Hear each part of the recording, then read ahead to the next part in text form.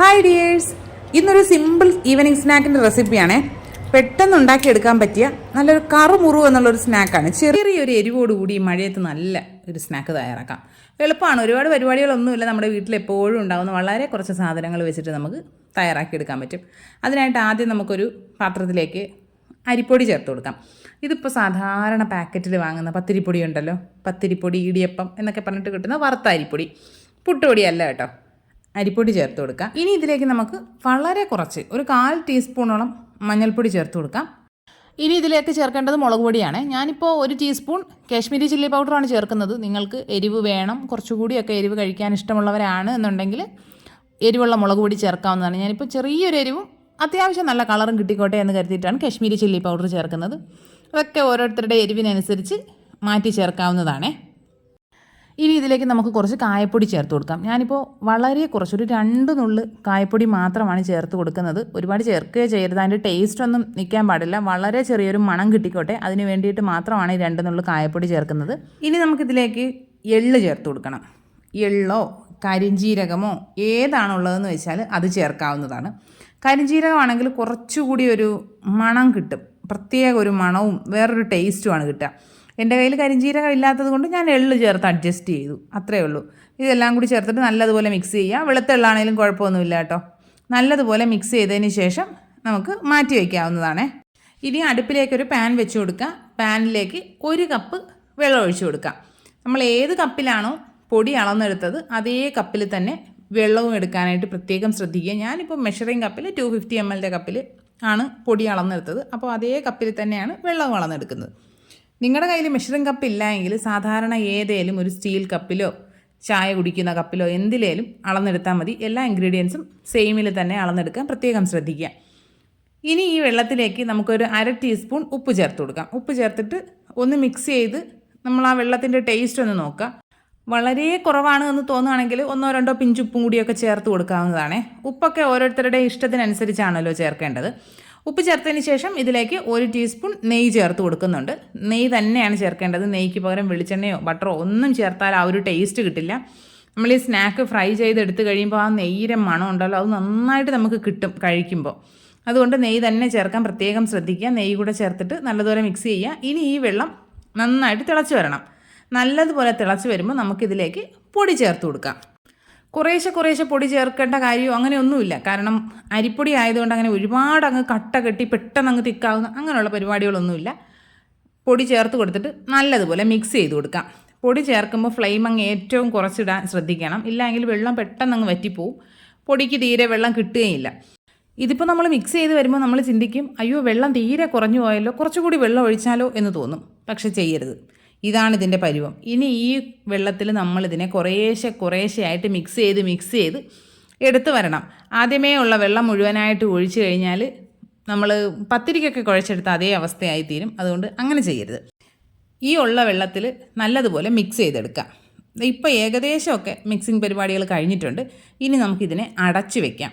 Flame off ചെയ്തിട്ടുണ്ട് കേട്ടോ. വെള്ളം ഒന്ന് വറ്റി തുടങ്ങുമ്പോൾ തന്നെ ഫ്ലെയിം അങ്ങ് ഓഫ് ചെയ്യുക. പിന്നെ ആ ഒരു ചൂടിൽ വെച്ചിട്ട് നല്ലതുപോലെ ഒന്ന് മിക്സ് ചെയ്തെടുത്താൽ മതി.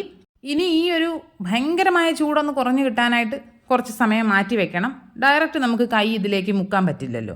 അതുകൊണ്ട് ഇതിനെ അടച്ചിട്ട് മാറ്റി വയ്ക്കുക. അടുപ്പിൽ നിന്ന് മാറ്റി വെക്കണം. കുറച്ച് സമയം കഴിയുമ്പോൾ നമ്മുടെ കൈ തൊടാൻ പറ്റുന്ന പാകത്തിനുള്ള ചൂടാകുമ്പോൾ തുറന്നിട്ട് കുഴച്ച് കൊടുക്കാവുന്നതാണ്. കുഴയ്ക്കുമ്പോൾ മാവ് നല്ല ഡ്രൈ ആയിട്ടായിരിക്കും ഉണ്ടാവുക. അപ്പോൾ നമ്മൾ എന്ത് ചെയ്യണം? കുറച്ച് പച്ചവെള്ളം എടുത്ത് അടുത്ത് വെച്ചേക്കുക. എന്നിട്ട് നമ്മുടെ കൈ ആ വെള്ളത്തിൽ മുക്കി ചെറുതായിട്ട് ഇങ്ങനെ ഒന്ന് കുടഞ്ഞു കൊടുക്കുക. ഞങ്ങളതിനിവിടെ കൈവെള്ളം തെളിക്കുക എന്നാണ് പറയുന്നത് കേട്ടോ. അങ്ങനെ ഒന്ന് ചെയ്യുക. അല്ലാതെ ഒരുപാട് വെള്ളം എടുത്തൊഴിക്കരുത്. നമ്മുടെ കയ്യിൽ ഇങ്ങനെ എടുത്തിട്ട് കുടഞ്ഞിങ്ങനെ ഒഴിച്ചു കൊടുക്കുക. എന്നിട്ട് കുഴച്ചെടുക്കുക. ഇടയ്ക്കിടയ്ക്ക് ഈ കൈ വെള്ളത്തിൽ മുക്കി കൊടുത്തിട്ട് കുഴച്ചെടുക്കുമ്പോൾ കറക്റ്റ് പരുവത്തിനുള്ള വെള്ളം കിട്ടുകയും ചെയ്യും. ഇങ്ങനെ കൈ നനയ്ക്കുമ്പോൾ നമ്മുടെ കയ്യിൽ ചൂടാവുകയും ഇല്ല, മാവിന് വെള്ളം കിട്ടുകയും ചെയ്യും. കറക്റ്റ് പരുവത്തിന് കുഴച്ചെടുക്കാനും പറ്റും. ഇപ്പോൾ ഞാനങ്ങനെ മാവ് കുഴച്ചെടുത്തിട്ടുണ്ട്. ഇനി നമുക്കിതിനെ കുറച്ചൊന്ന് സോഫ്റ്റാക്കി കുഴയ്ക്കണം. കുറച്ചൊന്ന് നല്ലതുപോലെ ഒന്ന് പ്രസ് ചെയ്തിട്ട് ഒരു 3-4 മിനിറ്റൊക്കെ കുഴച്ച് കഴിയുമ്പോഴേക്കും മാവ് നല്ല സോഫ്റ്റായി കിട്ടിക്കോളും. ഇപ്പോൾ നമ്മുടെ മാവ് ഏകദേശമൊക്കെ റെഡിയായി കിട്ടിയിട്ടുണ്ട്. നല്ല ക്രാക്കുകളൊന്നും ഇല്ലാതെ ഉരുട്ടിയെടുക്കാനായിട്ട് പ്രത്യേകം ശ്രദ്ധിക്കണം. ഇനി ഇതിൽ നിന്ന് ചെറിയ ഓരോ നെല്ലിക്കയുടെ വലിപ്പത്തിനുള്ള ബോൾസ് എടുക്കുക. ബോൾസ് എടുത്തിട്ട് കയ്യിൽ വെച്ചിട്ട് പൊട്ടലുകളോ ഒന്നും ഇല്ലാണ്ട് നല്ലതുപോലെ ഉരുട്ടിയെടുക്കണം. ഉരുട്ടിയെടുത്തിട്ട് നമ്മുടെ ഇടത്തെ കൈയുടെ കൈവെള്ളയിൽ വെച്ചിട്ട് നല്ലതുപോലെ ഒന്ന് പ്രസ് ചെയ്ത് പരത്തിയെടുക്കുക.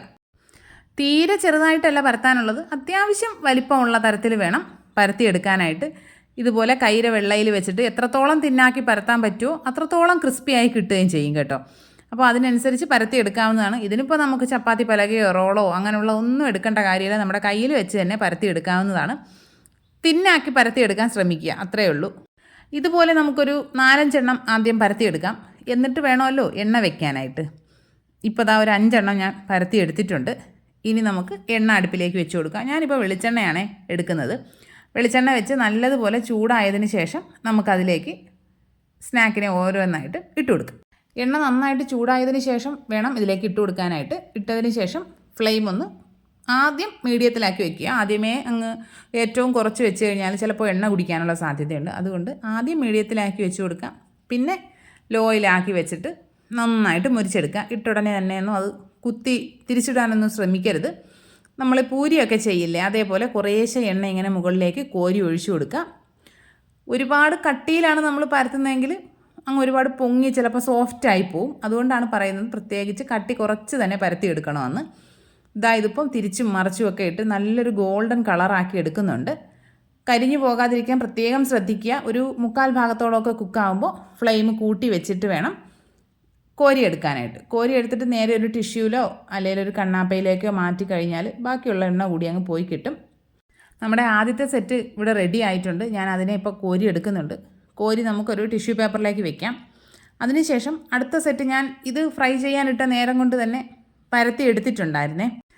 രണ്ടാമത്തെ സെറ്റ് തയ്യാറാക്കിയപ്പോൾ ഞാൻ ഇത്രയും അങ്ങോട്ട് വലുതാക്കിയില്ല. ഞാൻ നമ്മുടെ അമ്മായി പത്തിരിയുടെ ആ ഷേപ്പിലാക്കി എടുത്തു. മാവ് കൊണ്ടുള്ള എന്ത് സ്നാക്ക് ഇങ്ങനെ തയ്യാറാക്കി എടുക്കുമ്പോഴും എനിക്ക് ആ അമ്മായി പത്തിരി അങ്ങ് ഓർമ്മ വരും. അപ്പോൾ നിങ്ങൾ വിചാരിക്കുക അമ്മായി പത്തിരി എന്താണെന്ന്. അമ്മായി പത്തിരി ഒരു സ്നാക്കാണ്, പെട്ടെന്ന് തയ്യാറാക്കി എടുക്കാൻ പറ്റുന്നതാണ്. ഞാൻ വീഡിയോ ചെയ്തിട്ടുണ്ട്, ഞാൻ ലാസ്റ്റ് എൻ്റെ സ്ക്രീൻ കൊടുത്തേക്കാം കേട്ടോ അതിൻ്റെ റെസിപ്പി.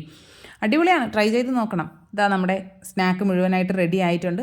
എളുപ്പത്തിൽ തയ്യാറാക്കി എടുക്കാൻ പറ്റുന്ന നല്ല കറുമുറുത്തൊരു സ്നാക്കാണ്. കട്ടൻ ചായയും കൂടിയൊക്കെ ഉണ്ടെങ്കിൽ മഴയത്ത് ബെസ്റ്റാണ്. നിങ്ങൾ ഇതുവരെ ട്രൈ ചെയ്ത് നോക്കിയിട്ടില്ലെങ്കിൽ എന്തായാലും ഒന്ന് ട്രൈ ചെയ്ത് നോക്കിക്കോ. അടിപൊളിയാണ്, നല്ല കറുമുറുന്നിരിക്കും. ഒരു 3-4 ദിവസമൊക്കെ സൂപ്പറായിട്ട് സൂക്ഷിച്ച് വെക്കാൻ പറ്റും, ഒരു കുഴപ്പവും സംഭവിക്കില്ല. അപ്പോൾ എന്തായാലും ഒന്ന് ട്രൈ ചെയ്ത് നോക്കാം. വീഡിയോ ഇഷ്ടപ്പെട്ട് കഴിഞ്ഞാൽ ലൈക്ക് ചെയ്യുക, കമൻറ്റ് ചെയ്യുക, ഷെയർ ചെയ്യുക, ചാനൽ സബ്സ്ക്രൈബ് ചെയ്യുക. ഇനി ഇതുപോലുള്ള അടിപൊളി റെസിപ്പീസുമായിട്ട് ഉടനെ തന്നെ കാണാം. അതുവരെ എല്ലാ കൂട്ടുകാർക്കും ബൈ.